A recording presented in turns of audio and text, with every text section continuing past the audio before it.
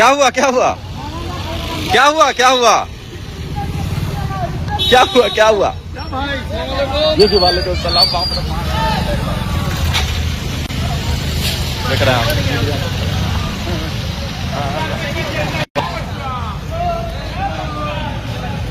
क्या हुआ कैसा लगा डिबेट?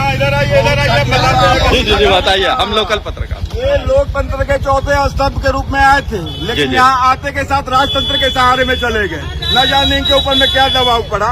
इनकी प्रशांत किशोर की पकड़ और जनता में चाहत इस बात का ये सूचक बना कि गोदी मीडिया लोकतंत्र के चौथे स्तंभ आज राजतंत्र में तब्दील हो गए। क्या क्या हुआ ये था? दुर्भाग्य का विषय है। यहाँ पे गुंडागर्दी हुआ, यहाँ बीजेपी का साक्षात गुंडागर्दी हुआ। संरक्षण प्राप्त गुंडे सामने से हमारे प्रतिद्वंदी के जो भी समर्थक थे उनको उनके ऊपर में अत्याचार किया गया। इसका यह जीवित उदाहरण TV9 का यह प्रोग्राम, यह TV9 लोकतंत्र का चौथा स्तंभ नहीं, यह राजतंत्र का यह खंबा है। प्रोग्राम पूरा चला।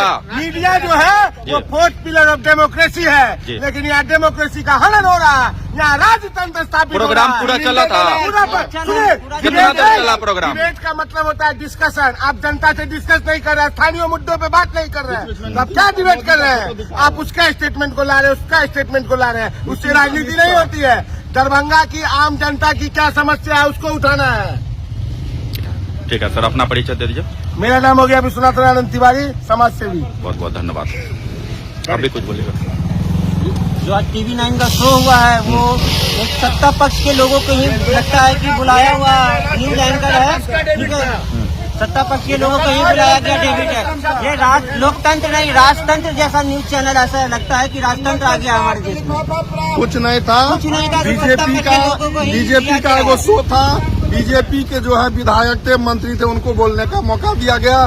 बाकी का माइक ऑफ था, जनता से सवाल नहीं लिया गया। बीच बीच में खाली नीतीश कुमार और इनका अमित शाह का फोटो दिखाया गया, बाइक दिखाया गया। ये भाग गया, एंकर भाग गए यहाँ से। अंकर भगोड़ा है। ठीक है, धन्यवाद।